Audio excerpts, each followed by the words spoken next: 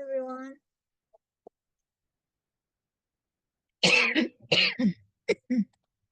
How are you guys doing?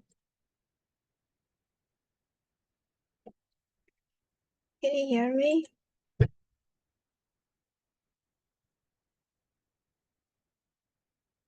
Okay. Hi, Apollo. Hi, Kimberly. Sorry, my voice isn't too good.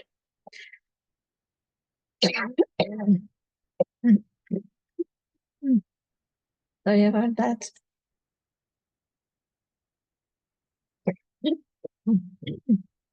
So when I talk, I get cough a lot. So you'll hear me coughing today. So how are you everyone doing?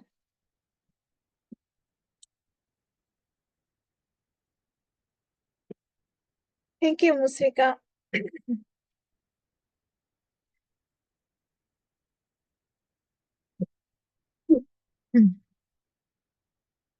Okay, so we are done with chapter 2. We did everything about derivative. We learned many derivative rules, and we also learned how to use them to work with real life application, like related rate questions. We also learned implicit differentiation. But derivative has many more things to tell us. So today we're going to start chapter 3. And in chapter 3, we are going to learn more about derivatives. There will be a few new rules, but these are only a couple. The rest are about how to use derivative in many applications. Okay. Before we begin, does anybody have any question, comments, concern, complaint, anything?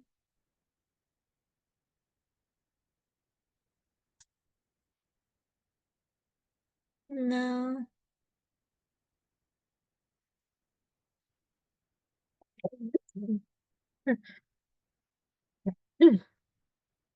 I wonder where 10 more people go. So 12, right now it's 11, and we have eight more people. So if you haven't forgotten, tonight, I think you have your chapter 2 homework due, and Wednesday midnight you have chapter 2 quiz due. Please do them uh, with as high score as possible. Try to get all 100%. If you have all 20% in your homework and quiz, then if your in-class exam is lower than 90, you can still get a decent grade, I think, as long as you do well in the other 3 exams. And we have another exam coming up next week, Wednesday. And that exam will be based on chapter 2 and a little bit of chapter 3. Like whatever we're going to cover this week, the material will be based on what we learned after our first exam till whatever we are going to learn this week. Next week, Monday, I'm not planning to do any review, but if you have any question you want me to go over, you can ask me on Monday. We'll go over that. And then the lecture we are going to have on Monday, you're not going to have any materials on the exam for that. Okay. Question? Comments? Nothing? Okay then. Let's begin chapter 3. first thing you're going to learn is maximum and minimum values. So in our life, if you observe, we actually usually care more about maximum and minimum instead of caring about the middle. For example, we want to see whatever grade you have, you'd like to know who got the highest score. It's always. Also,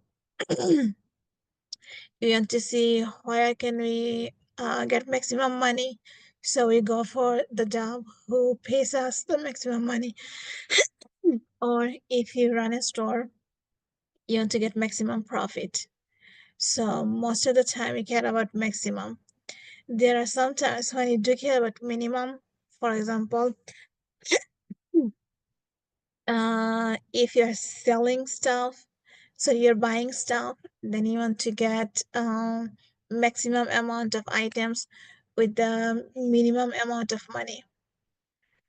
And also we have many other real life applications where we look for the minimum instead of maximum.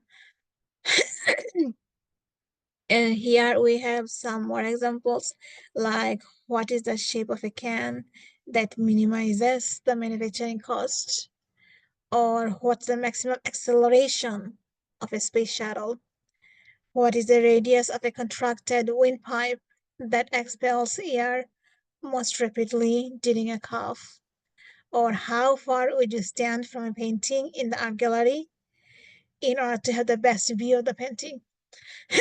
See, all of these are real life applications. So we do care about maximizing, minimizing a lot. So we have a cool concept that derivative tells us where you can find the maximum and minimum. Before even going for the derivative, first we need to know what is the maximum, what is the minimum. Man, what's wrong with my voice? Okay, so we have two types of maximum minimum. One is absolute or global maximum or minimum, and another type is local or relative maximum minimum.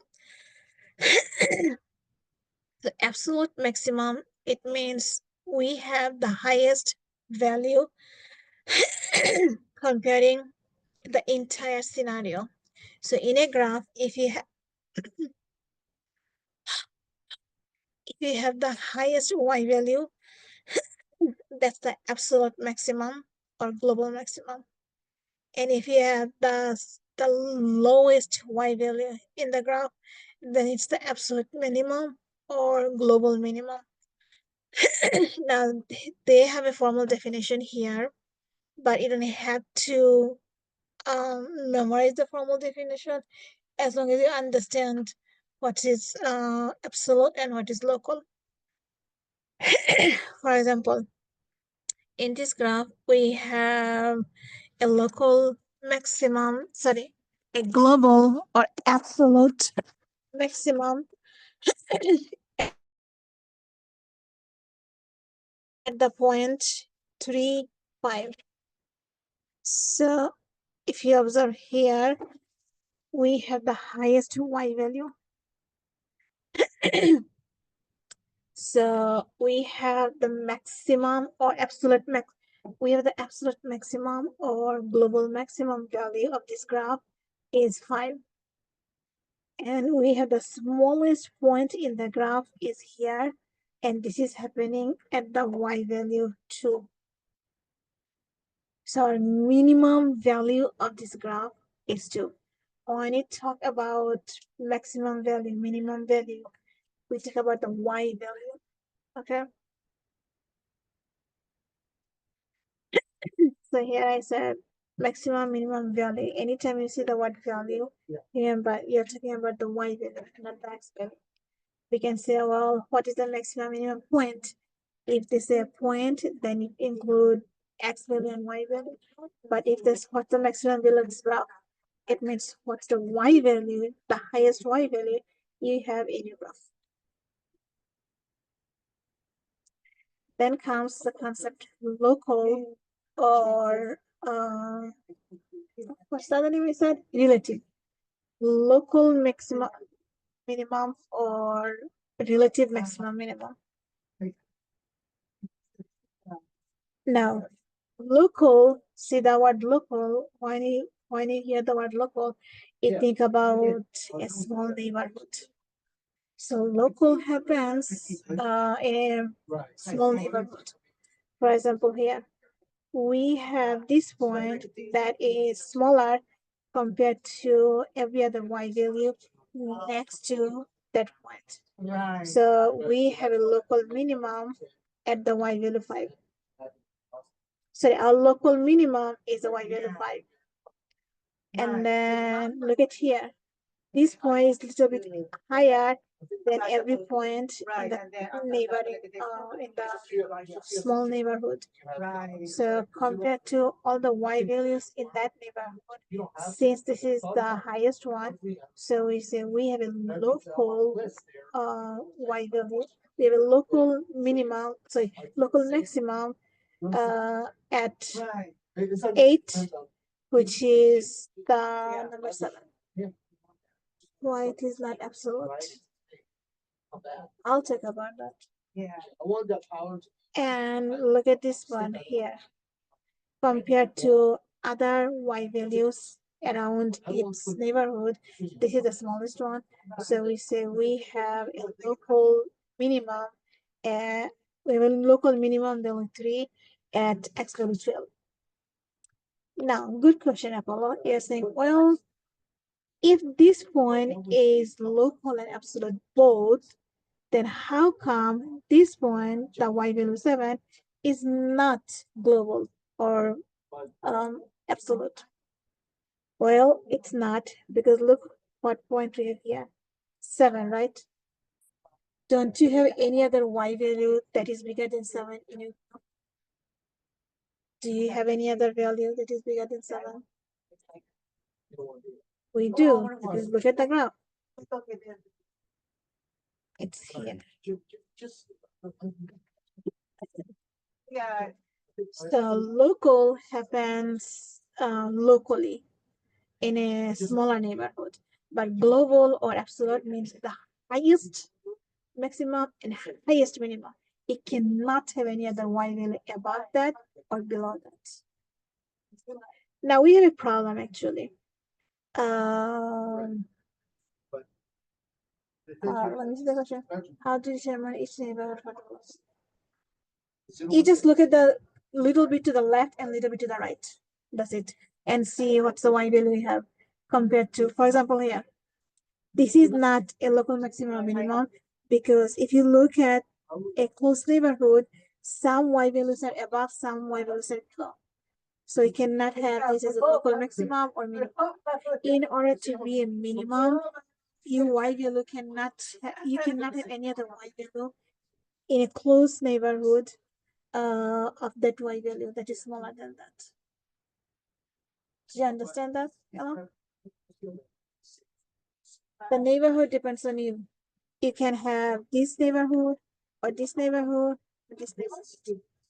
Usually we look at something that is closer to the number you're looking at. Okay, so no problem. Now we have a problem. The problem is about end. What happens at the end?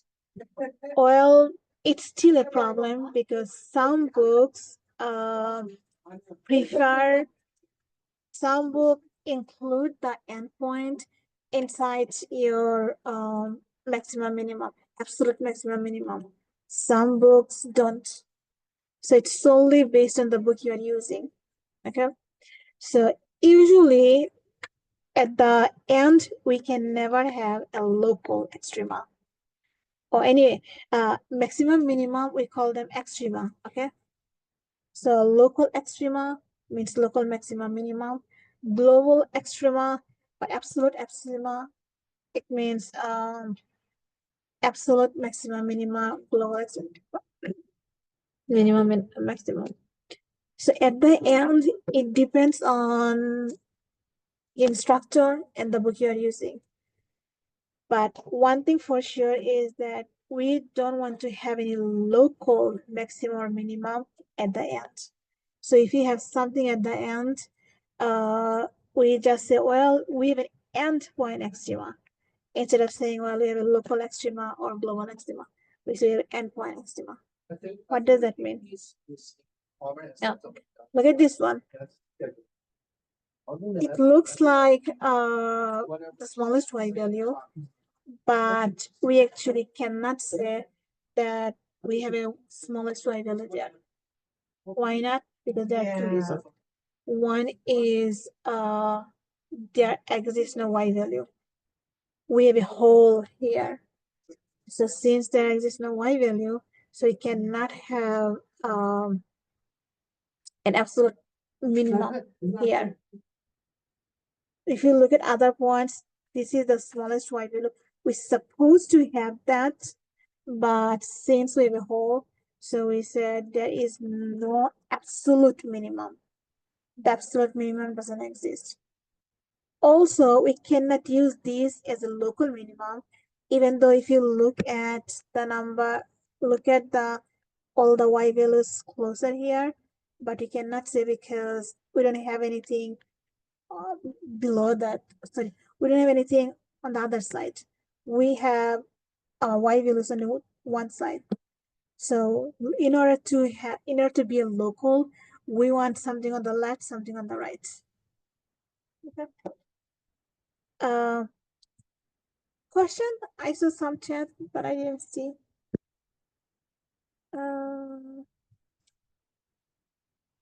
Don't write me private messages because the computer I'm using, I'm not actually looking at the chat box. So write on the public chat box I can see from my another computer.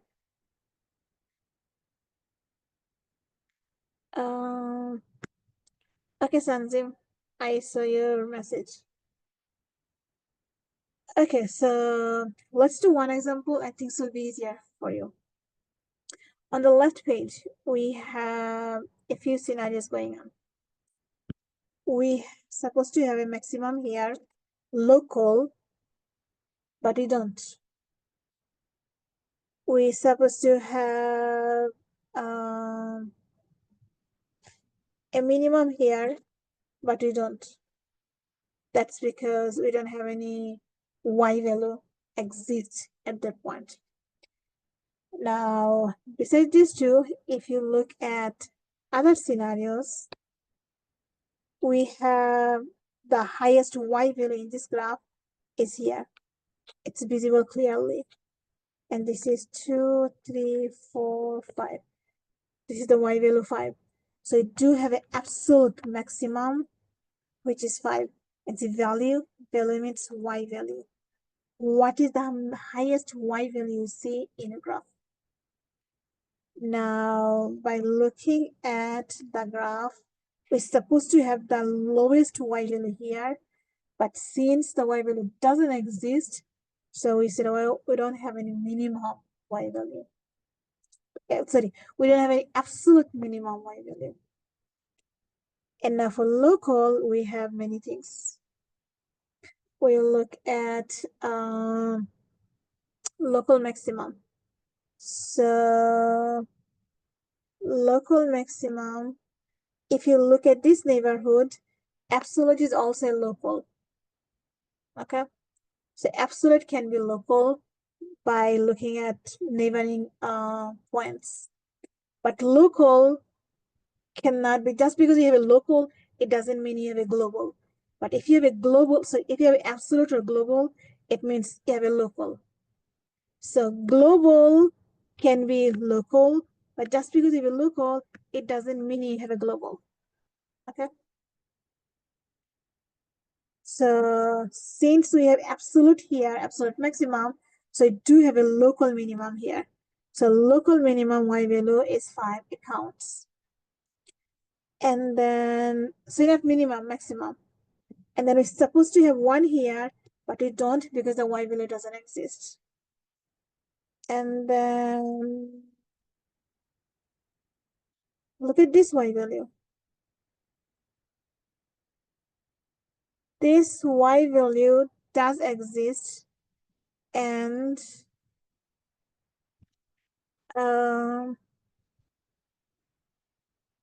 see here it says if the extrema occurs at the end, then we do not consider that to be local.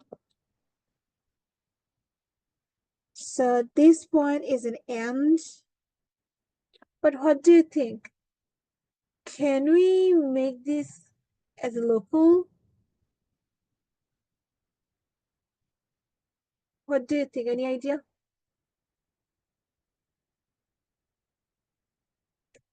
If I do that, I'll personally say no, because it's the end of one piece. So it cannot be local. However, look what is happening here. It has some y values on the left as well as some y values on the right. So if you look at this neighborhood, then yes, it is a local maximum. See, that's the trick. So we do have a y value at 4 maximum. If you did not have this piece, only this continuous piece, then it cannot be local because it doesn't have anything on the right side. However, it does have a piece on the right side of this y value of this x. So that's why we have to consider this bigger neighborhood. And if you look at the bigger neighborhood, it does become the absolute maximum. Now let's look at the minimum.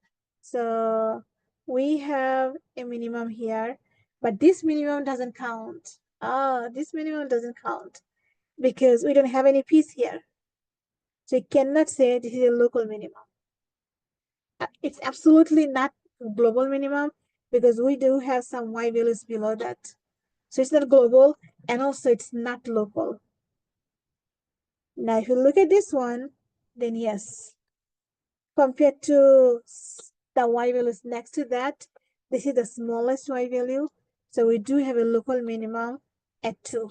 Sorry, we have a local minimum value 2 and the x value 2. And then we have another y value here.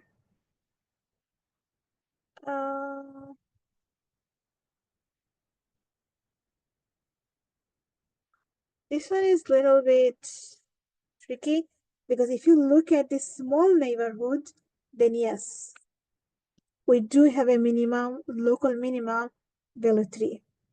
But if you look at this big neighborhood, then this is not a local minimum.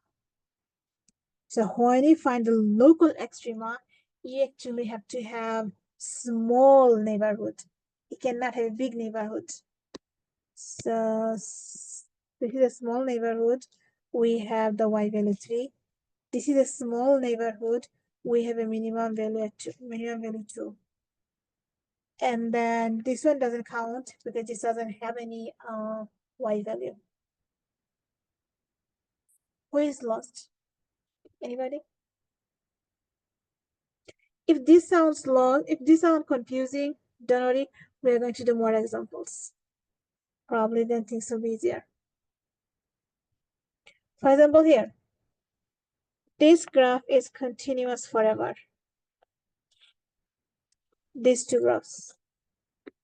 Now, what do you think about absolute maximum minimum and local maximum minimum?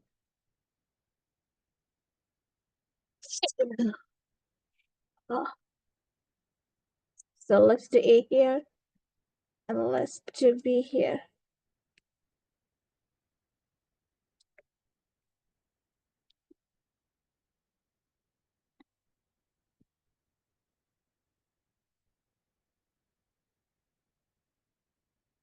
Okay, any volunteer? For A, what is the absolute maximum value?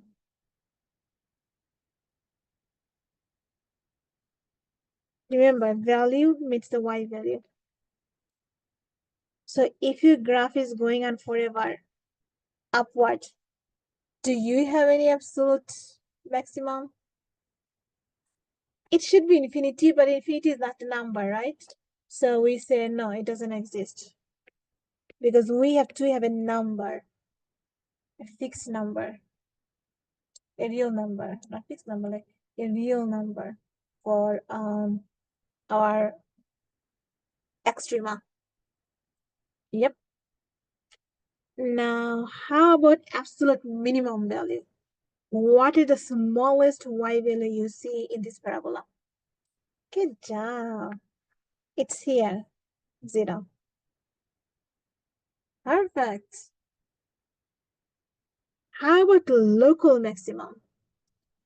Do you see any local maximum value here in the parabola?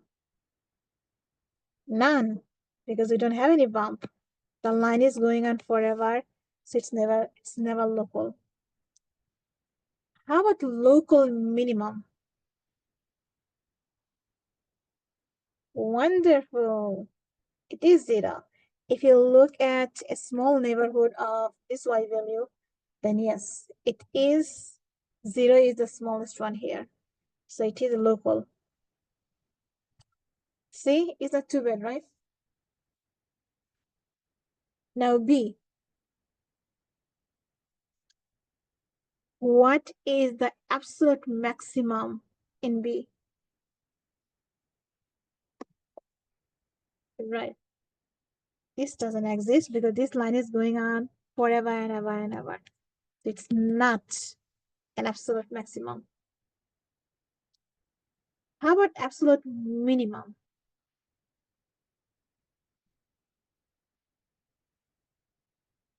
Hardly any, because our y value is going on forever downward, so it's getting smaller always.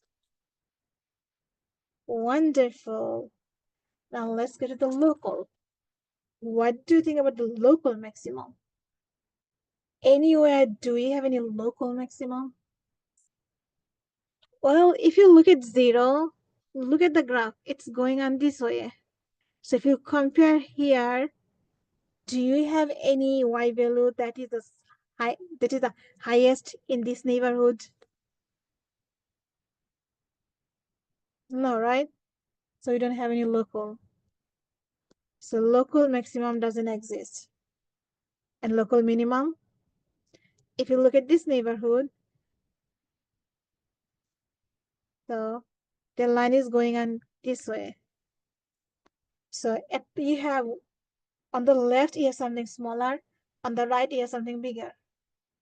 So we have nothing here. So this is a graph which has neither maximum, neither global maximum, minimum, or local maximum, minimum. It's a continuous graph forever. Let's try one more. And this time, it's not a continuous graph forever. It's a portion of the continuous. So what do you think? Do we have any absolute maximum value here?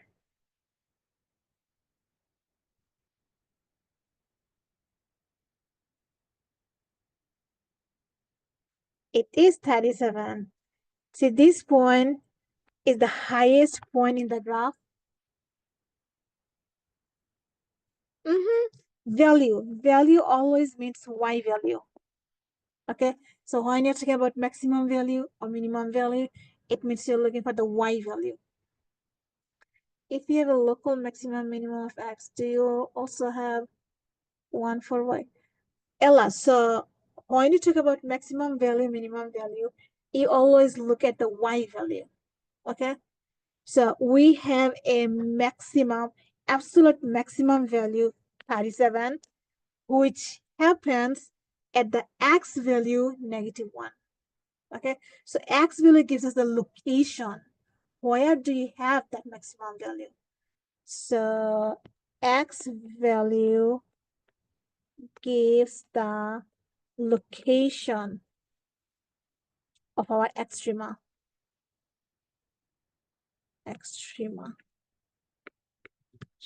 And when they talk about value, it's the y value. So we do have a maximum y value, which is 37. And its location is at the x value -1. How about absolute minimum? Do you see any absolute minimum here? Great, it's here. Our y value is -27. So we do have something.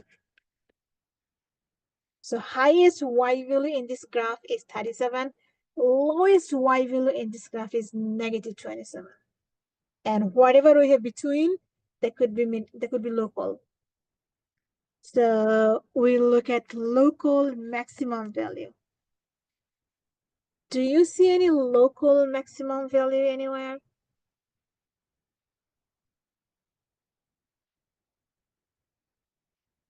5. Yep. If you look at this neighborhood, compared to all the y values here, 5 is the largest one. So we do have a local maximum. Why is 37 the maximum if it's in the end? At the end, we cannot have local. We can have absolute, but not local. In order to be local, you have to have something on the left side, something on the right side. For example, here, this point has on the left y value and right y value. But at the end, we don't have the right y value. So end cannot be local. End can be only absolute, means global. Do you have any other maximum, local maximum value? Can you count this end as a local maximum value? Is it possible?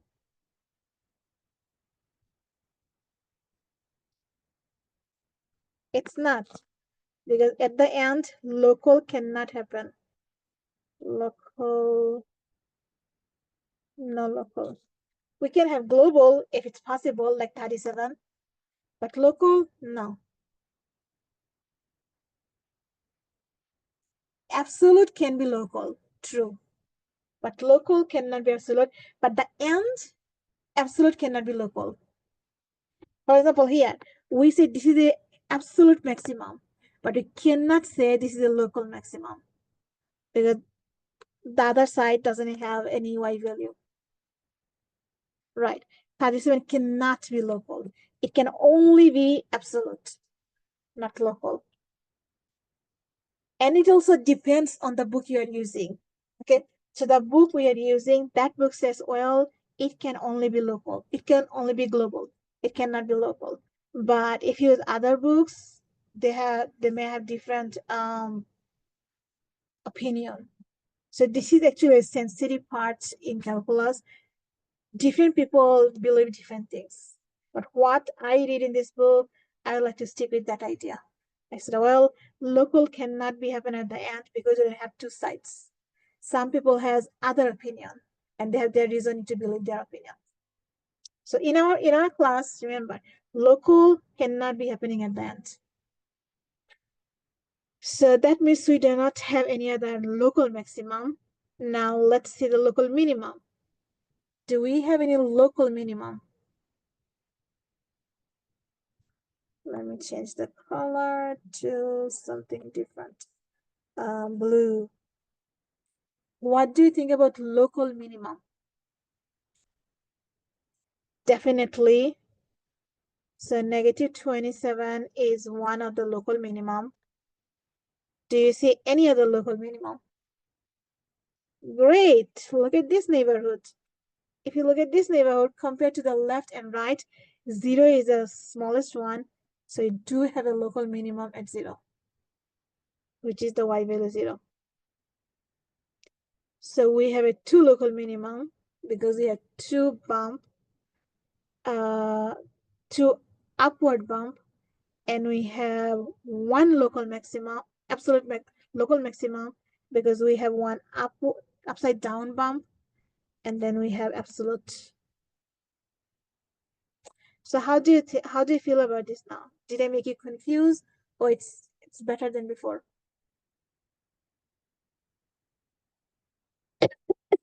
Any question from anyone? No. Okay.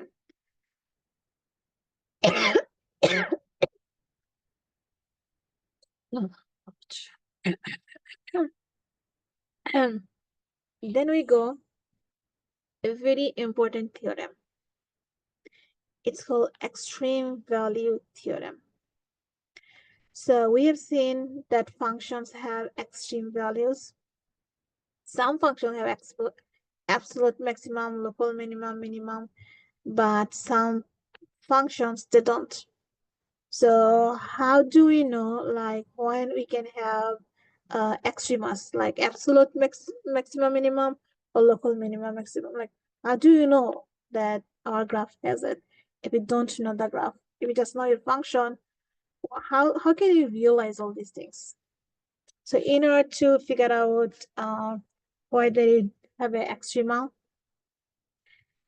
mathematicians they realize that if you have a continuous function over an interval, a closed interval.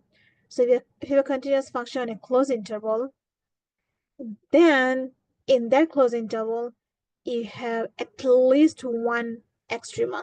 It could be local maximum minimum or global maximum minimum, something. Okay, this is the extreme value theorem. If f is continuous in a closed interval, then f has at least one minimum and at least one maximum.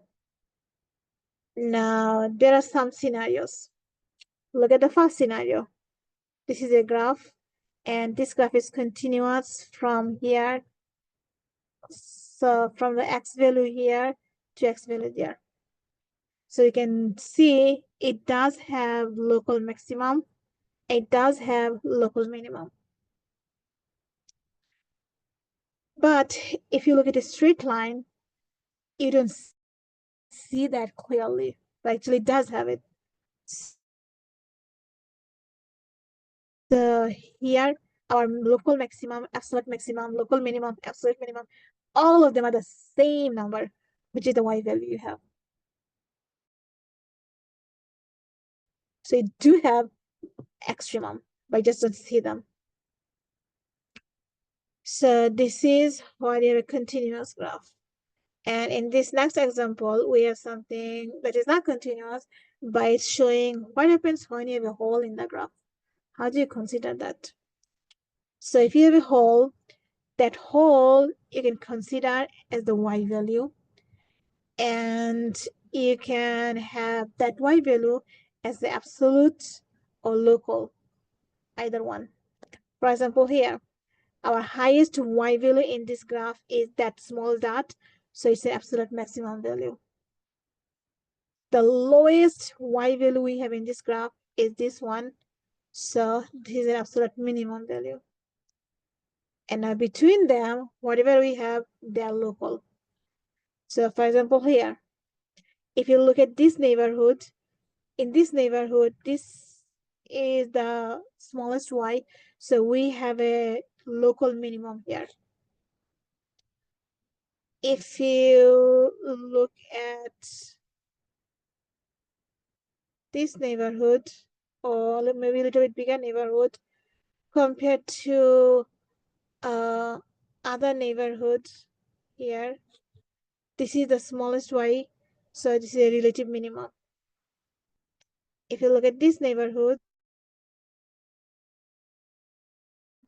then we have a local minimum here.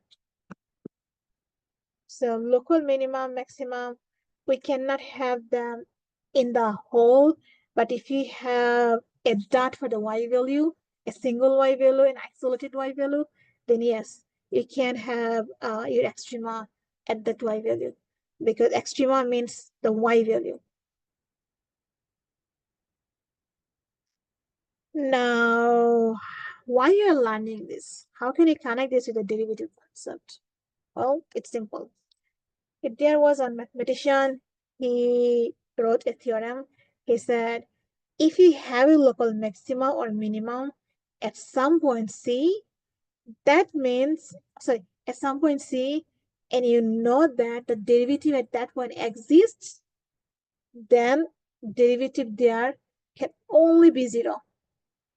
Okay, so if you know you have a local maximum minimum, and if you know that the derivative exists there, then the only y value you can have in there, the only slope of your curve there, the derivative can be, the only number the derivative can be is 0.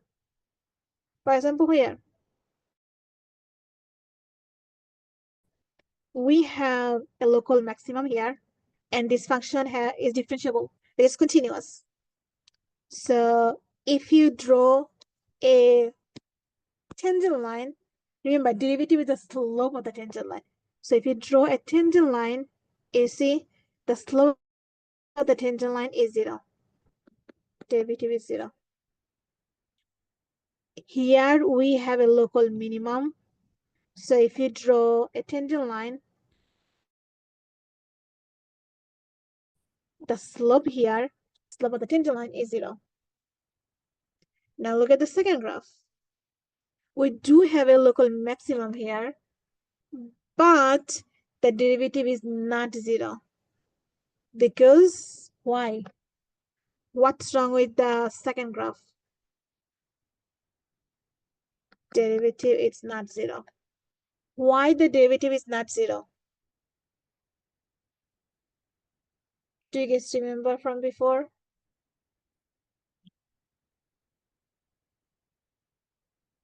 Even though it do have a local maximum at C, but the derivative is still not 0.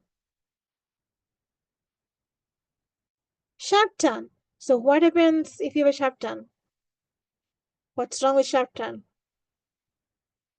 It's not differentiable. See, derivative not only 0, derivative doesn't even exist. So even though the two graphs will look similar, but one graph has a derivative 0, other graph doesn't even have any derivative because of the sharp turn. Okay?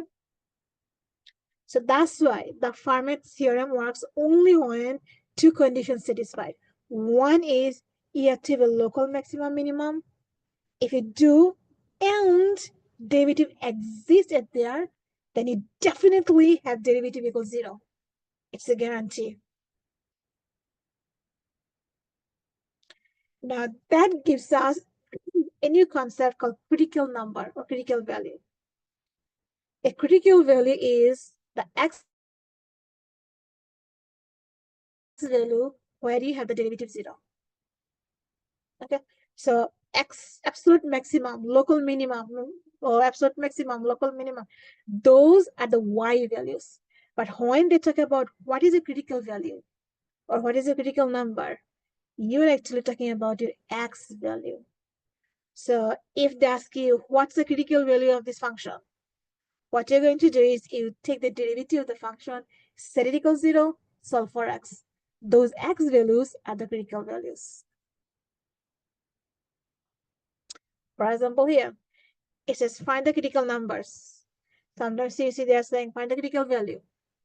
So what they're saying is, hey, take the derivative, set the derivative equals 0, and solve for x. That's all you have to do. So let's do this example. What is the derivative of 6x cubed? Do you remember your derivatives? 18x squared. Wonderful. How about the derivative of 9x squared? 18x. And lastly, what's the derivative of 36x? It's 36. So you took the derivative. Now second step says 3 equals 0. So we set it equals 0. And now you have to solve for x. So when you solve for x, this is algebra. You're not using derivative, you're not using calculus anymore. You're using simple algebra. So do you guys remember how do you solve quadratic equation? Okay, this is a quadratic equation.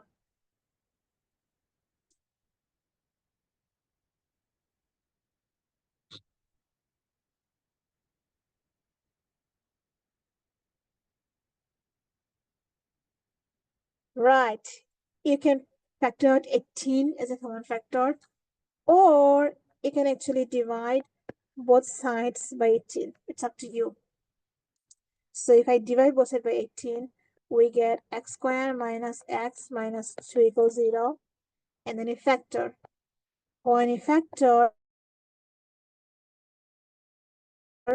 we look for two numbers, multiply to -2. When you multiply, it's -2. And when you add, it's the middle coefficient 1, -1. So -2, +1. -2 times 1 gives us -2. -2 plus 1 gives us -1. That means these are our two factors. Now, we didn't solve for x yet. So in order to solve for x, we set each of them to be 0, because in order for the product to be 0, either the first one is 0 or the second one is 0. We don't know which one. And then we solve for x individually, and we get our critical values are x equals -1 and 2. This is what they're looking for. What are your critical values or critical numbers? Any question? No? Okay then. Before we go find more critical value, let me introduce you two more derivative formulas. We have two different types of function. One is the exponential function, and one is absolute value function. They have their own derivative. Okay, you just have to memorize them. Derivative of any exponential function is the function itself. So derivative of e to the x is e to the x. It doesn't change anything. Similarly, antiderivative of e to the x is e to the x. So e to the x is very hard to change. So that's why its derivative and antiderivative, they both are the same. Now, absolute value is a funny function. In order to find the derivative of absolute value function, they have two choices. When your x is negative, there is 1, and when your x is positive, there is 1. That's why the derivative of the absolute value function has this weird shape. It's or this weird format. It's the function divided by the absolute value function, and then you multiply by the derivative of the function without the absolute value. Yeah, you have to memorize this. Let's do one example. Things will be easier. Find the critical value for this absolute value function. Step 1, find the derivative. So it says our g of x is the normal g of x without the absolute value by the absolute value of the g of x. So this is same as absolute value of g of x. I mean, not absolute value of g of x. You can think of it as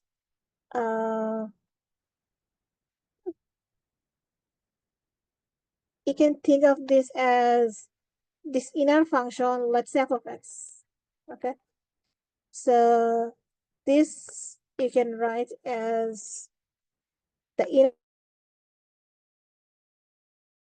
function divided by your absolute function, and then you derivative of the inner function.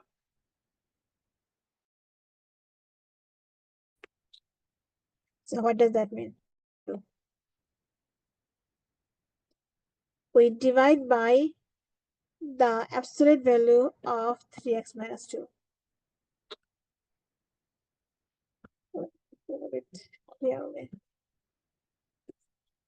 And then you multiply by the derivative of, say, f is 3x minus 2. What is f prime? What is derivative of 3x minus 2?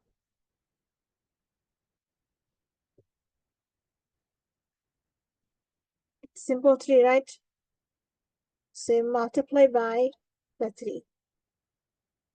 So you get 3 times 3x minus 2 on the top and absolute value of 3x minus 2 on the bottom.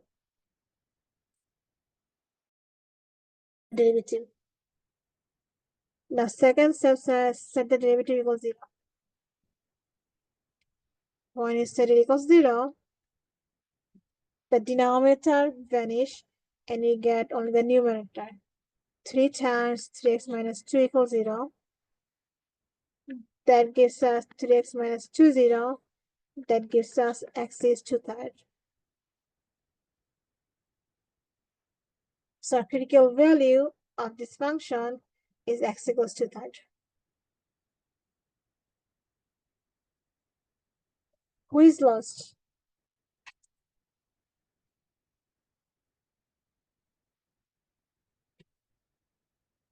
Anybody?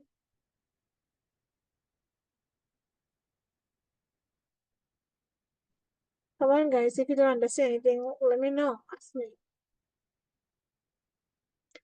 Any question on this? No question. So if you want to see visually what is happening, let me take you to the graphing calculator. Come on. It's not working. Let me use this one.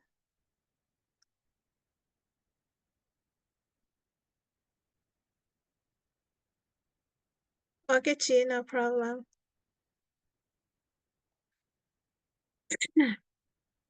So if you look at the absolute value graph, we have 2x minus 3, or 3x minus 2, I forgot. 3x minus 2.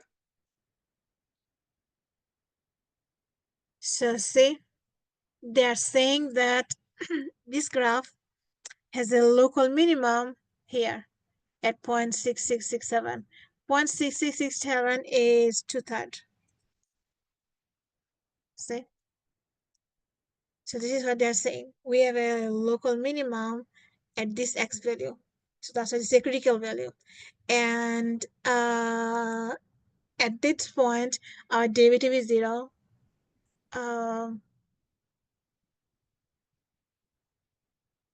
Even though it's a sharp turn, that's interesting. It's a sharp turn, then why the answer is 2/3? We're supposed to have no answer because it's a sharp turn. I don't know.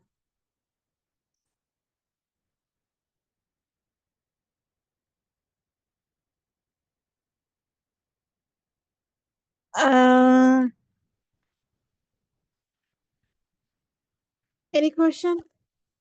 Ellen, do you have any comments on this? It's the absolute value graph, and we have our shape, this. And they're saying that our derivative, we have a local minimum at the x value 2/3. Well, it's true, we do have a local minimum. Oh, it makes sense. They're talking about the local minimum. So we do have a local minimum here, but we're supposed to say it doesn't exist because we have a sharp turn. Derivative is not differentiable, so derivative doesn't exist there. So the critical number shouldn't exist. But then why do you have the answer 2/3? Any comments, Ellen?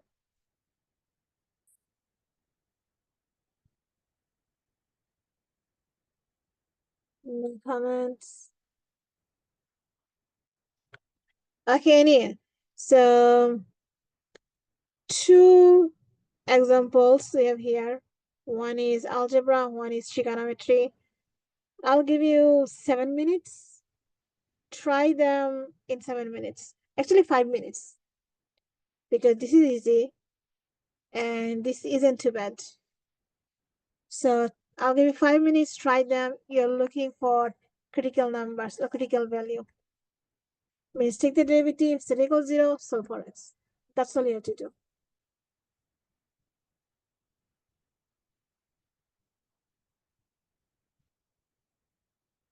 Do you guys have any question?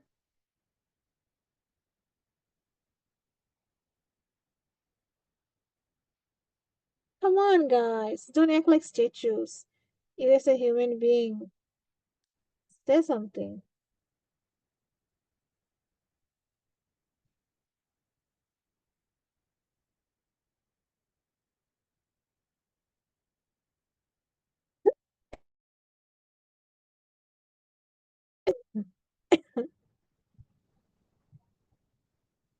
Thank you.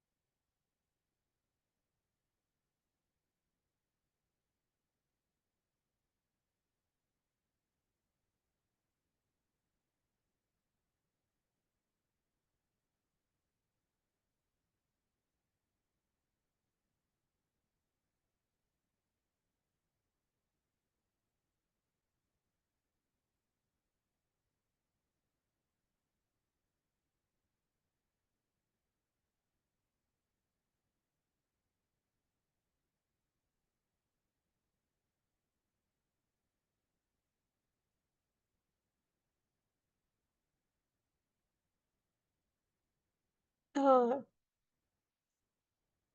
A is not factorable.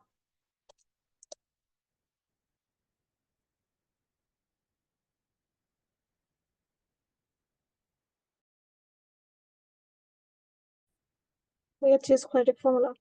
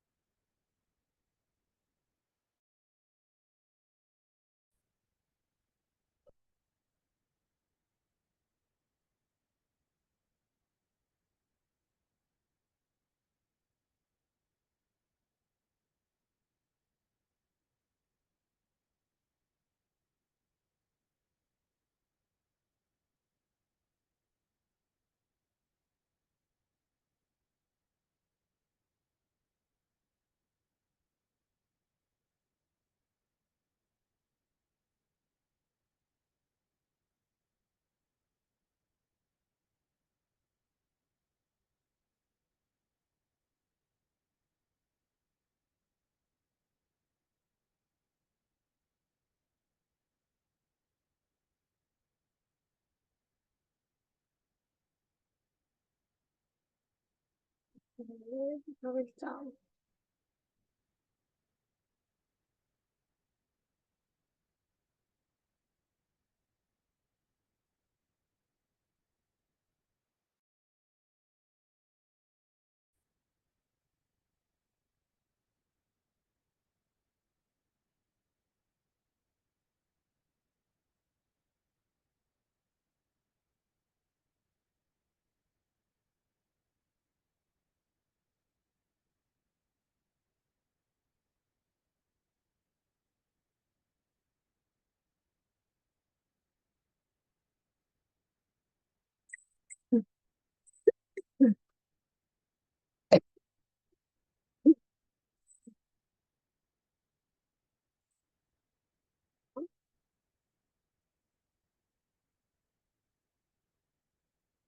Oh, let me take that attendance.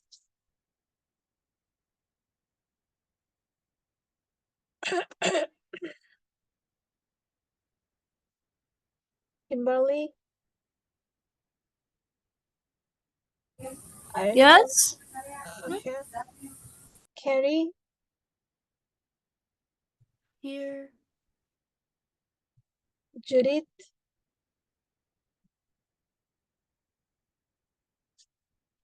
Mac,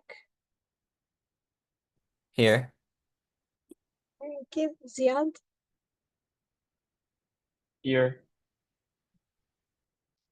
She will be later. Jocelyn?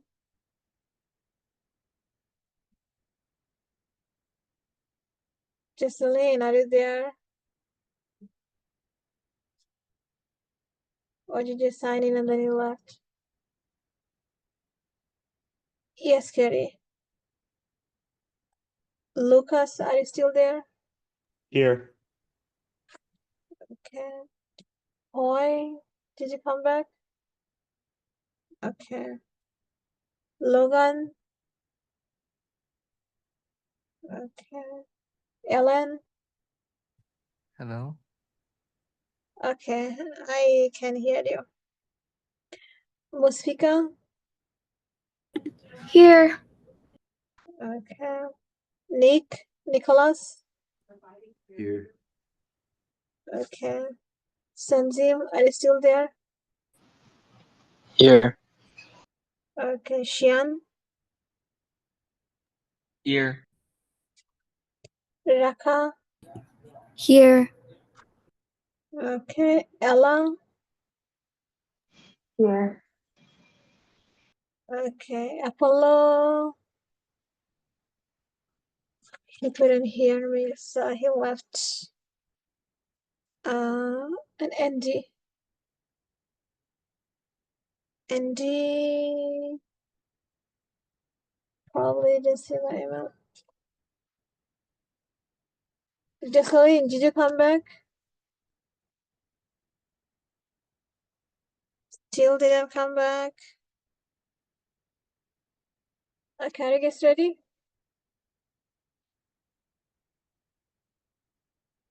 So for A, what's the derivative?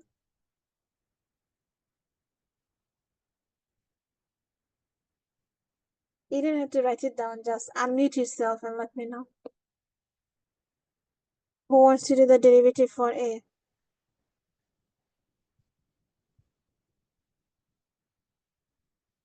Thank you, Raka. 18x squared plus 2x plus 6. We set it equals 0. And then what do you observe? All the coefficients are even. So all of these are divisible by 2. So we get 9x squared plus x plus 3 equals 0.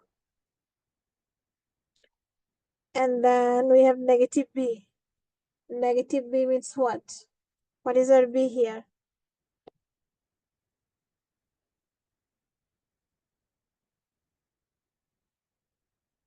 You already got the answer?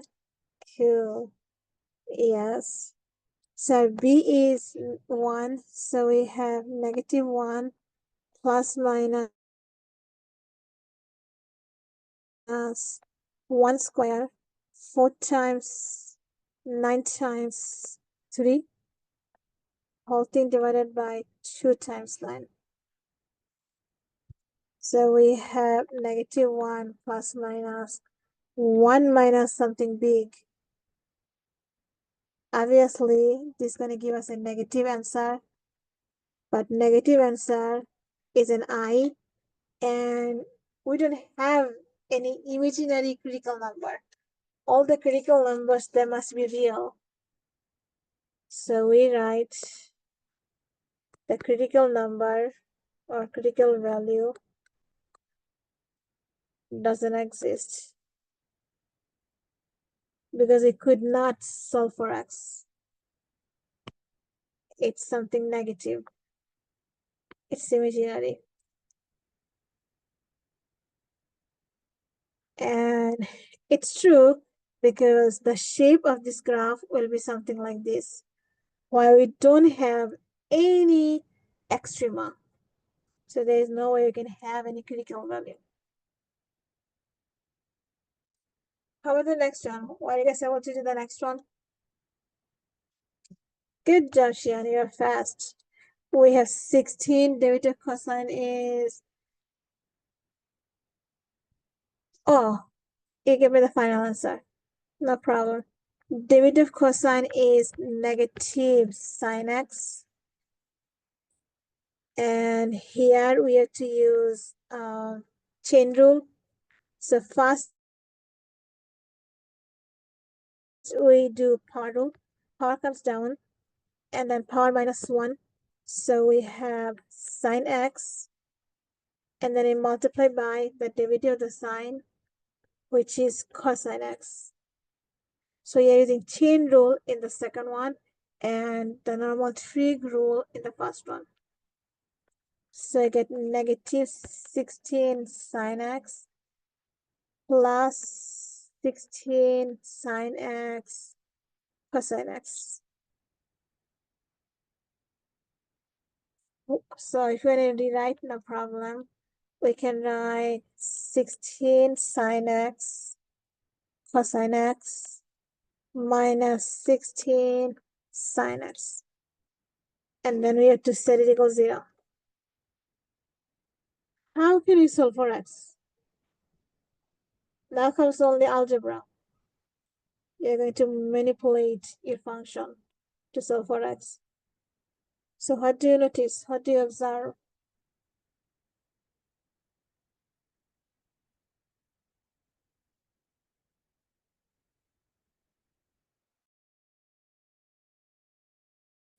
These are divisible by 16, right? So we can divide both sides by 16. We get sine x cosine x minus sine x equals 0. And then what can you do?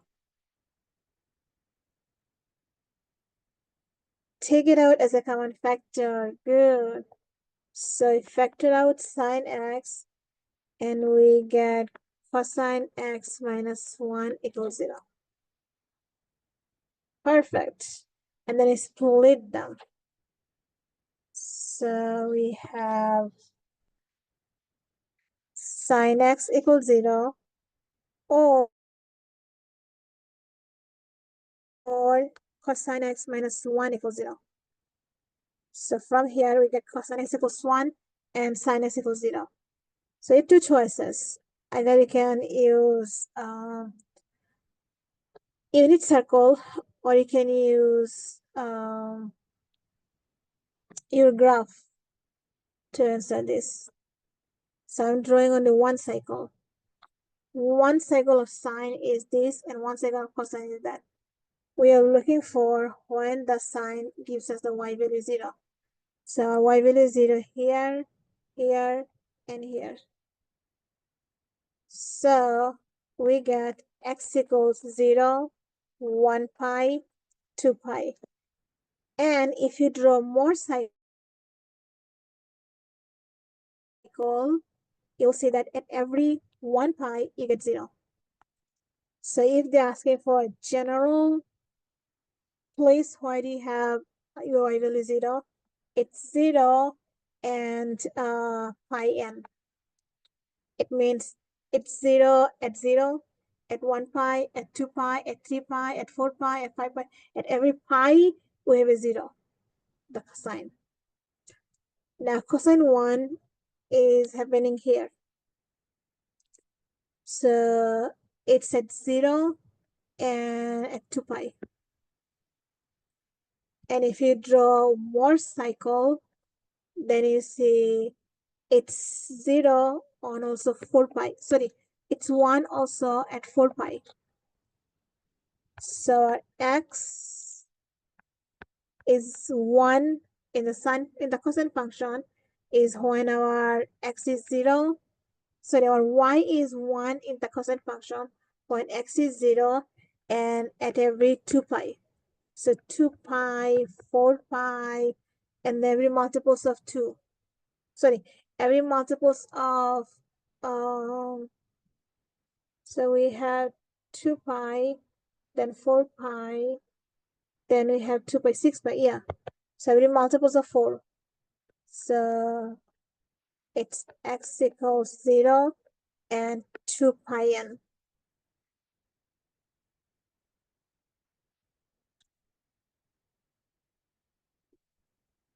2 pi n, yeah. Any question?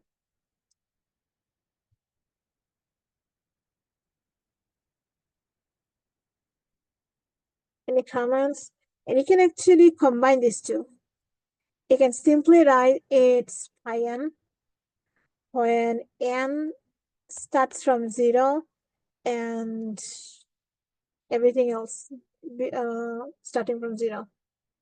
So this one you can write it's 2 pi n where n starts from 0. So either you have this way of writing it, or you can have by I wrote it separately. It's 0 and then pi n. They both represent the same information. In the exam, you don't. But this is actually a homework question. So in the homework, they want you to write n because they're looking for general solution. So this is a graph of 16 cosine x plus 8 sine square x. And you see we have critical point here, here, here, here, here, here, here. So it's on every pi and every 2 pi.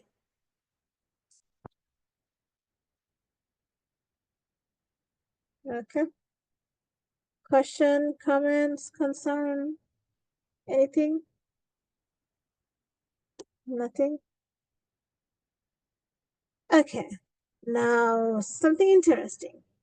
What if we don't have a continuous forever function? What if we are dealing with a portion of the function? If you deal with a portion of the function, if you have a closed interval, a function in a closed interval, we can actually figure out what's the maximum and minimum value we have in that closed interval. How? We can find critical value that's going to give us local maximum minimum, and then we look at the endpoints and they will tell us more y values, and then we compare all the y values we get. Whatever is the maximum, that's the local maximum, and whatever is the smallest y value, that's the local minimum. And if our endpoint of the interval doesn't contain any y value, like if you have a function in open interval, then we don't look at the y values at the end. We only look at the y values for the critical number. Example, we have a nice cubic function and it's lying from -1 to 2. We want to see, do we have any type of maximum minimum here? Since it's a closed interval, we can find absolute here, and that absolute can be also local. So what we do is we look at the critical value and we look at these two x values and see whichever x value gives us the highest y value. So here, to take the derivative, we have to use a chain rule. So 3 comes down, 3 minus 1. We have to leave our function alone. And then we multiply by the derivative of the function, which is 2x. So this function becomes 6x x squared minus 1 squared.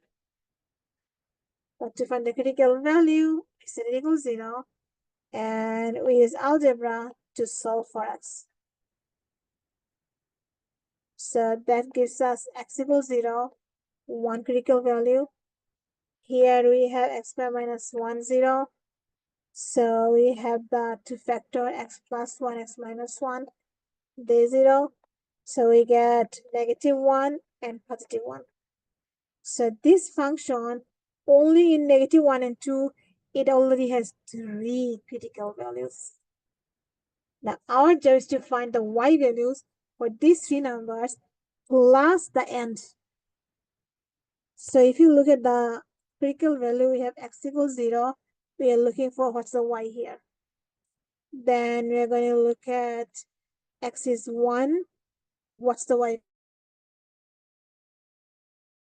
value here? Then we have x is -1. What's the y value there? These are critical values. And then at the end, we have x is -1, but we already have -1 here, so we don't have to redo it. We can only go to the 2 and find the y value. So the critical values plus the endpoints. We look at the y values, what y value we have for each, and then we can find out our extremas. So we have x squared minus 1 cube. That means we have 0 minus 1 cube. That gives us -1. The next one is 1 minus 1 cube. That gives us 0 cube, which is 0. Then we have -1 squared minus 1 cube. -1 squared is +1. So 1 minus 1 cube, that gives us 0. The last one is 2. So we have 2 squared minus 1 cube. So we have 4 minus 1 cube. That gives us 3 cube, which is 27. So we have absolute maximum value and we have absolute minimum value in this closed interval.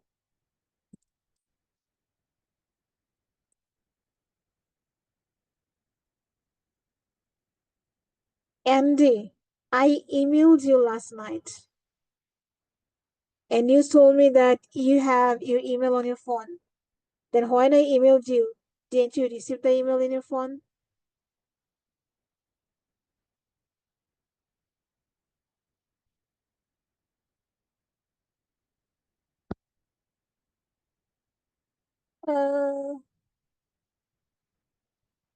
I did not ignore the 6x. We set 6x equals 0 and then we divide both sides by 6. That gives us the critical value x equals 0. So actually I didn't ignore the x equals 0. So I didn't ignore the 6x. So you cannot actually ignore anything that has an x in it.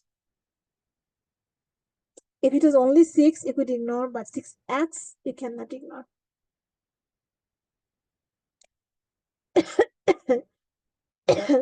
So by comparing these four x, so these four y values, what is the maximum we have here? What do you see? We have the maximum here, right? And we have the minimum here. So our absolute maximum is 27, where our absolute minimum in this interval is -1.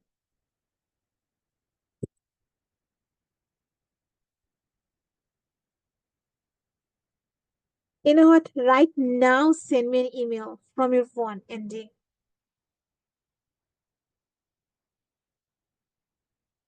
From your phone, okay? Not from your computer. I want to have your email where you receive the email anytime I send you anything. I sent the email where you sent me before, but probably I don't know why I didn't receive it. So I said in this email that I'm not feeling well. So this week I'm going to hold online classes because of the reason that if I do get sick, I don't want it to have spread my sickness to you guys. You have an exam next Wednesday, so you should try stay healthy. So that's if you do feel sick, you should come to class so that others don't get sick from you. So I decided to stay home and hold the classes online this week. So today and Wednesday we have online class, but Monday we're going to have in person, And Wednesday you have your exam too.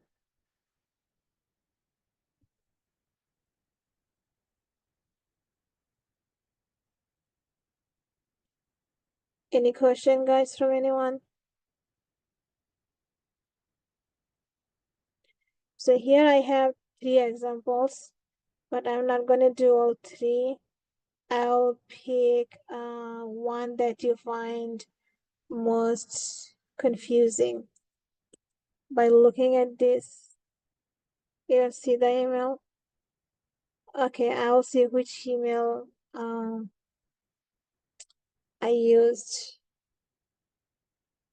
Actually, let me see right now.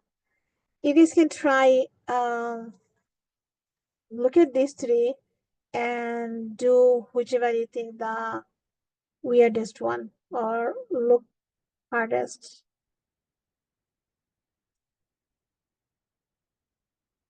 And let me see what the email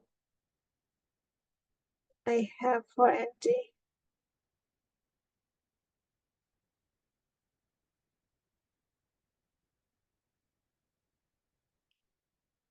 Okay, I received your email. Now let me see my sent box.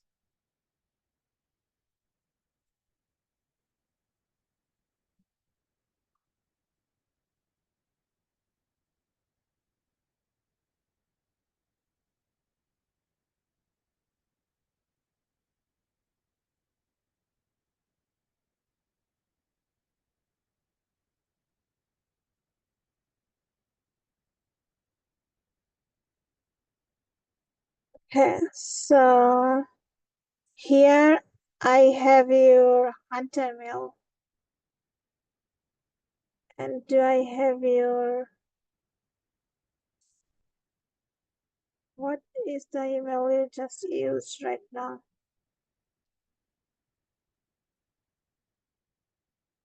Gmail. Okay.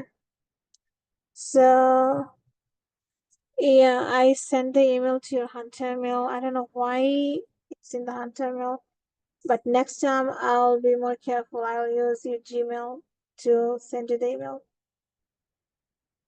Okay. And I'm sorry for your confusion. Probably you went to the classroom and felt really bad.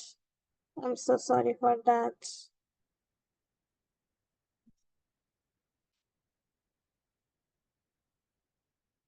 No, you don't have to use your hunter mail. Like I have that in that email and I didn't see your Gmail before. So probably I messed up your hunter mail with your Gmail. It was my fault. So I apologize. Okay. Next time I'll be careful. I'll be more careful. But whatever you missed, I recorded everything so you can watch it before Wednesday. And if you have any question, we can discuss it on Wednesday. But remember, this Wednesday I'll be online. But Monday I'll be in person. Okay, guys, which one do you think is the hardest one? Which one looks bad? Any comments? Pick one you think looks hardest. Anyone?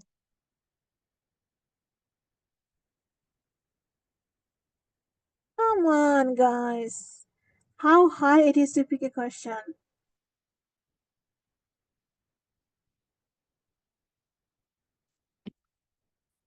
D? Okay. So we have to find the derivative first. And 1/8 is coefficient. So we leave the coefficient alone and then take the derivative of the inside. Derivative of 3x is 3 and derivative of 3 is just 0. So our derivative here is 3/8.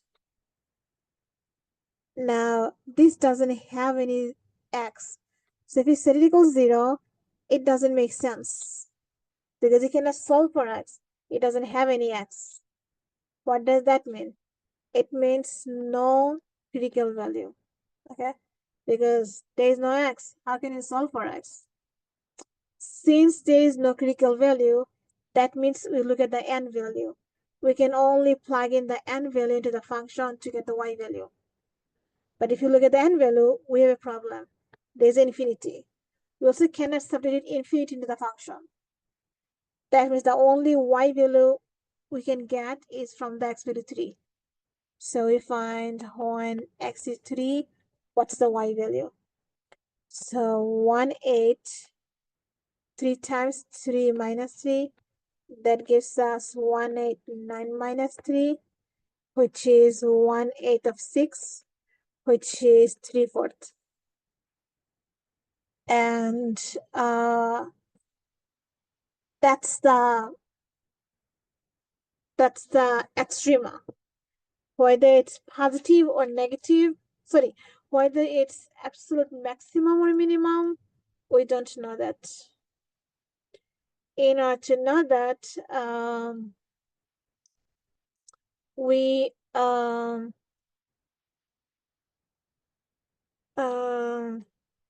have to compare with other numbers next to that number.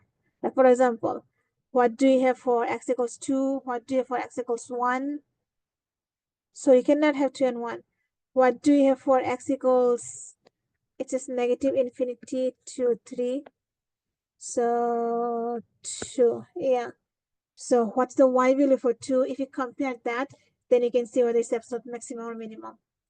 So let's do that real quick. When x is 2, our y is 183x minus 3. So 186 minus 3. So 38. So this is 38 and this is 68. So this is an absolute maximum. This is what I did. When x is 2, our y value is 38 somewhere. This one. And when x is 3, our y value is 68. So obviously 68 is bigger. That means this is absolute maximum, not the minimum. So see, it looked hard, but actually it's the easiest one. So when a derivative has an x, you solve for x and you get critical value. If a derivative doesn't have an x, that means there is no critical value. You only look at the endpoint, and the endpoint will tell you whether they have a maximum or minimum.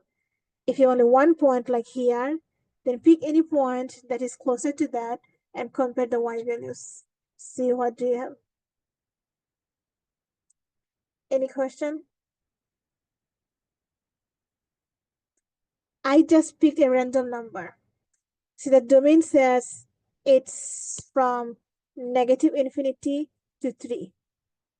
Pick anything before 3 and compare the y value with the y value we have for 3. Because when you have only x value 3, we have no idea what is this number. Is it a local max? Is it a maximum or minimum? We don't know. So in order to know this, you just pick a number closer to that and see what's the y value we have. Make sense, Logan? Does it make sense?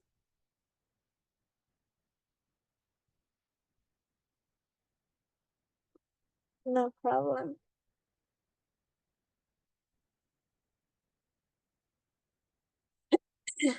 Okay, so that's all is about maximum, minimum, absolute maximum, minimum, critical value, and everything.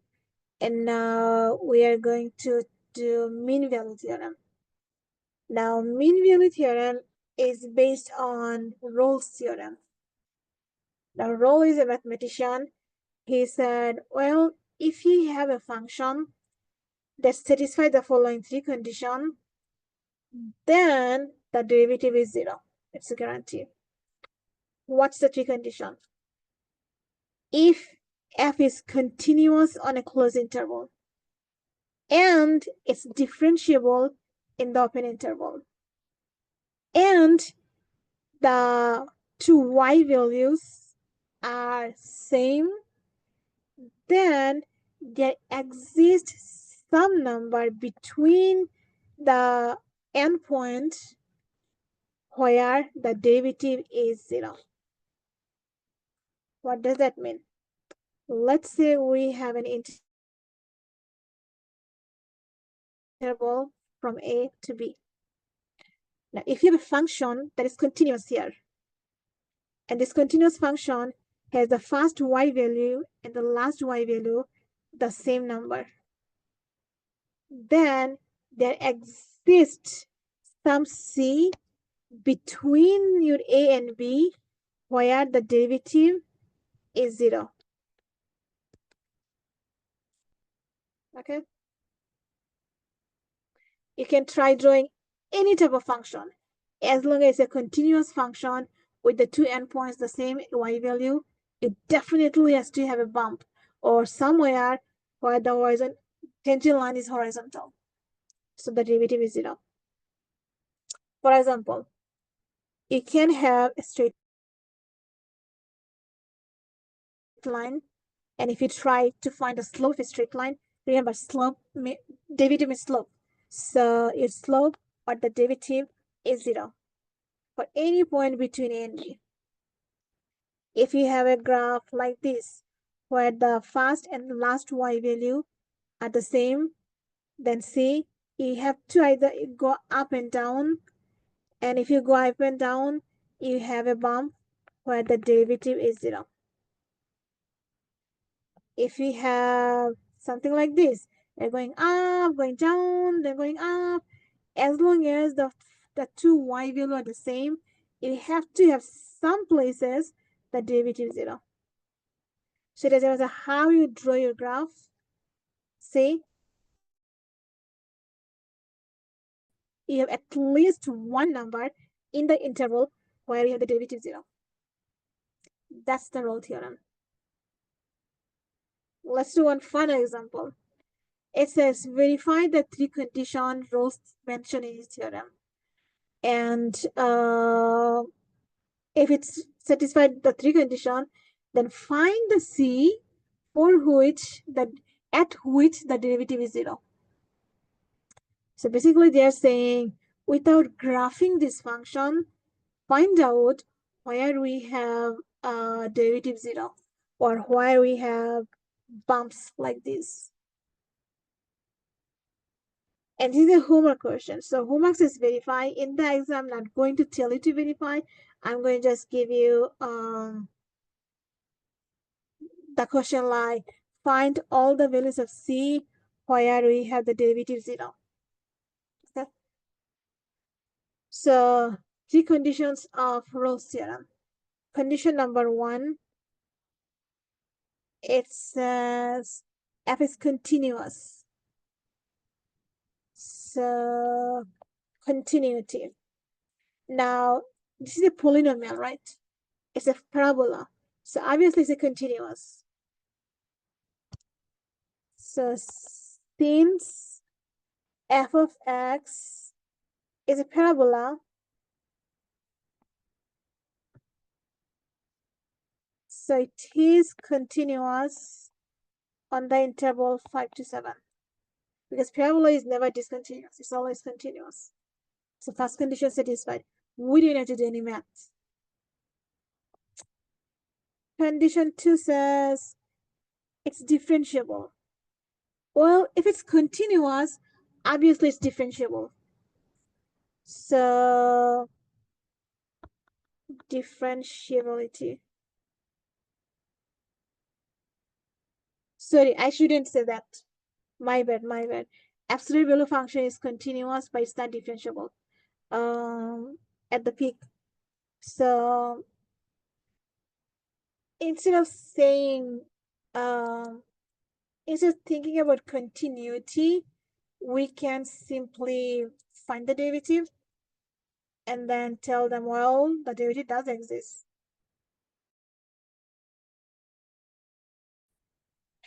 Or maybe you can say this, since f of x is continuous, And a smooth curve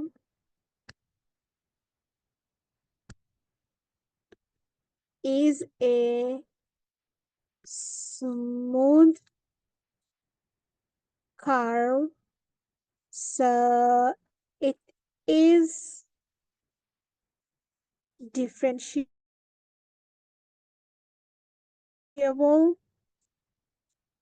everywhere in 5 to 7.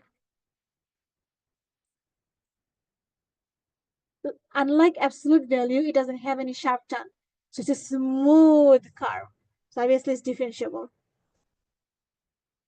And the last condition says f of a equals f of b. So let's see if it's true. Condition 3. F of a equals f of b. That means we need to know what is f of 5 and what is f of 7.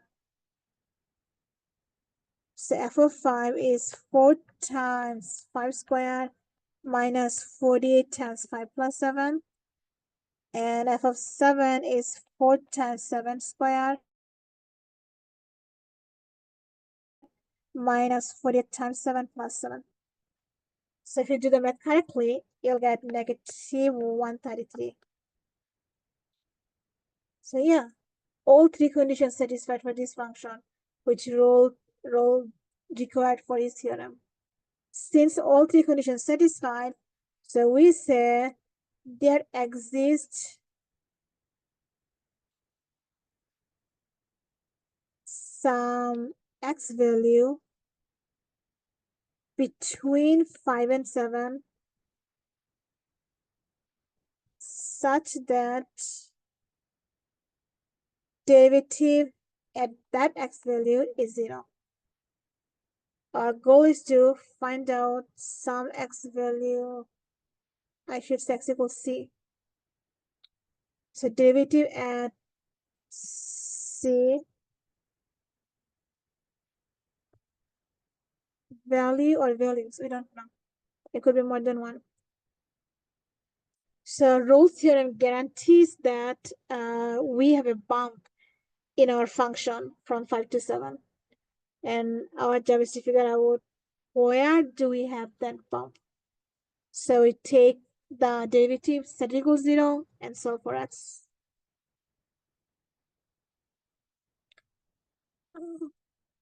Right, 7, 10. So f of x is 4x squared minus 48x plus 7. That tells us f prime of x is 8x minus 48. Right? 4 times 2 is 8. And then we have 8x minus 7. Now we set it equals 0. We get 8x equals 48. So x is 48 over 8. So x is 6. In other words, the number you're looking for is a 6. So in the interval, we have 5, 7. We have the same y value. And then somewhere at 6, we have a bump. So we have the horizontal a tangent line that is horizontal here.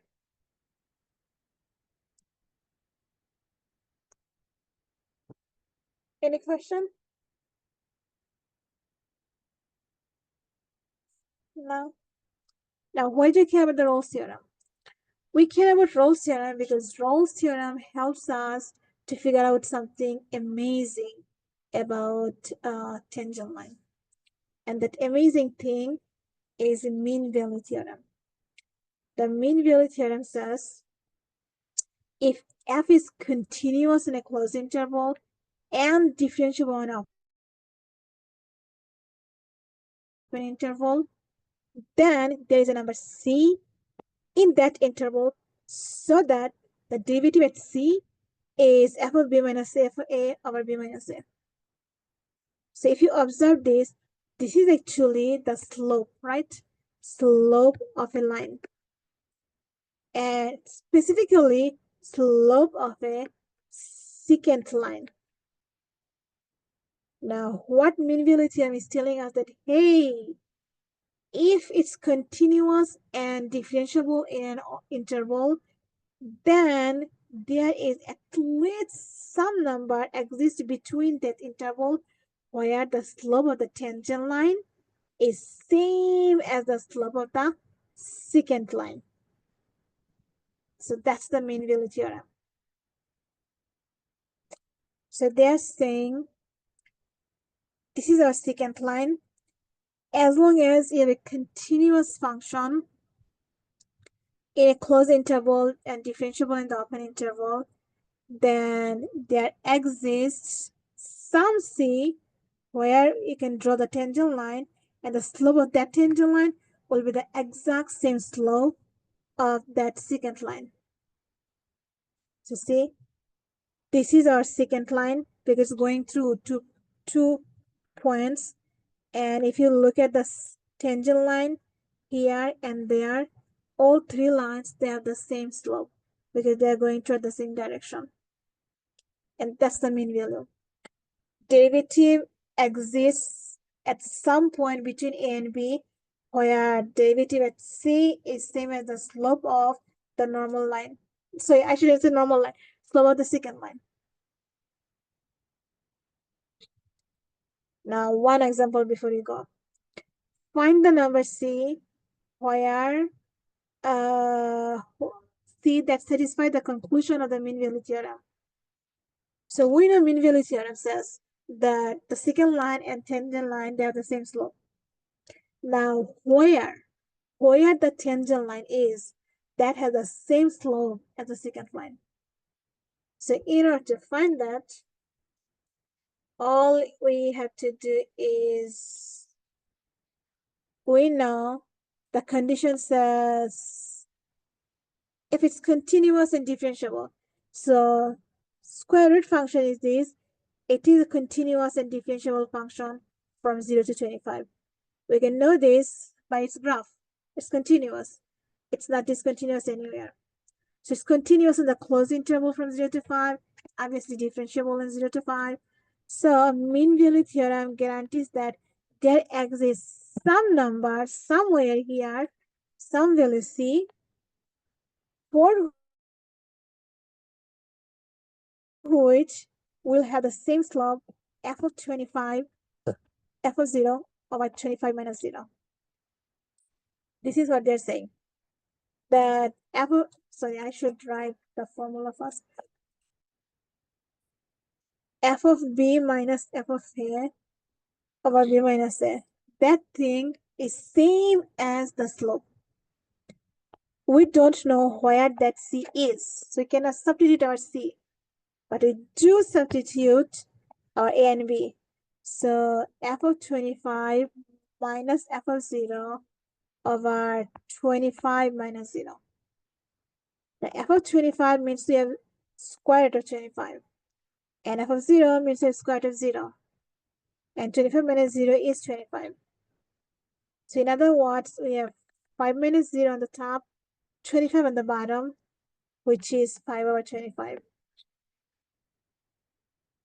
which is 1/5. So mean value theorem says derivative at some number c is 1/5. What is that number? It looks like we are stuck, but actually we are not, because we do know what's the derivative at c. We can find it using our regular rules. F of x is square root of x, which is x to the 1 power.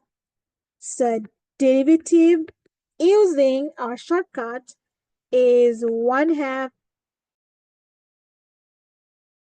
x to the negative 1/2, which is 1 over 2 square root of x. That means derivative at c is 1 over 2 square root of c. See, we do know what's the derivative. So we come back here and we write this thing is 1 over 2 square root of c, and this is equals 1/5. And now all you have to do is solve for c. So you can cross multiply them. We get 2 square root of c equals 5 times 1. We divide both sides by 2. So square root of c is 5/2. And then we square both sides. So we get c is 25/4. So at 25/4, which is 8 something somewhere, we have the equation of the tangent line. The slope of the tangent line is same as slope of the secant line. And that number here is 25/4.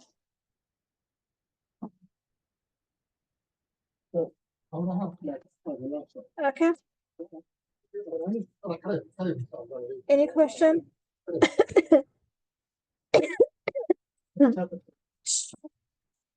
Any question, guys?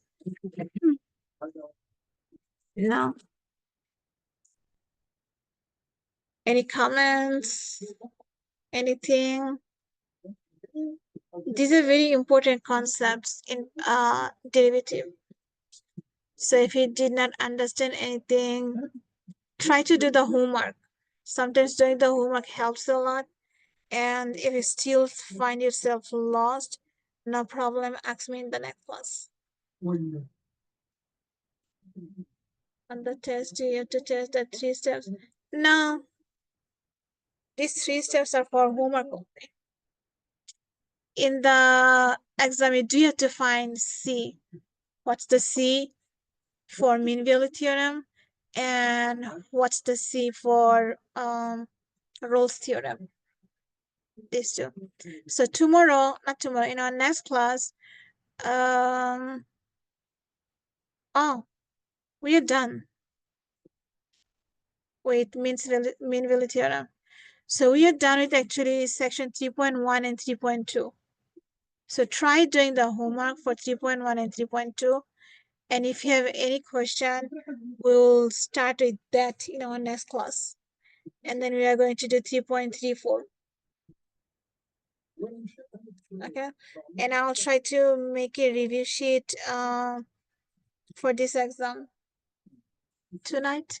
If I have time, I'll do tonight. If I don't have time, I'll do it tomorrow night.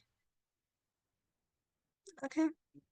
Any question, comments, concern, complain, anything before you leave? Yes, indeed. Wednesday is online. And I'm so sorry for that. I'm not just feeling that great.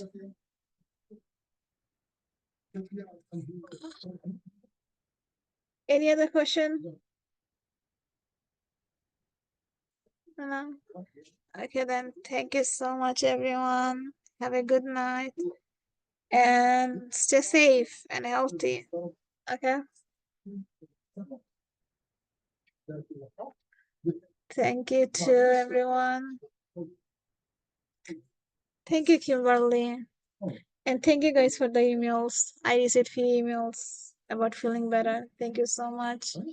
Bye.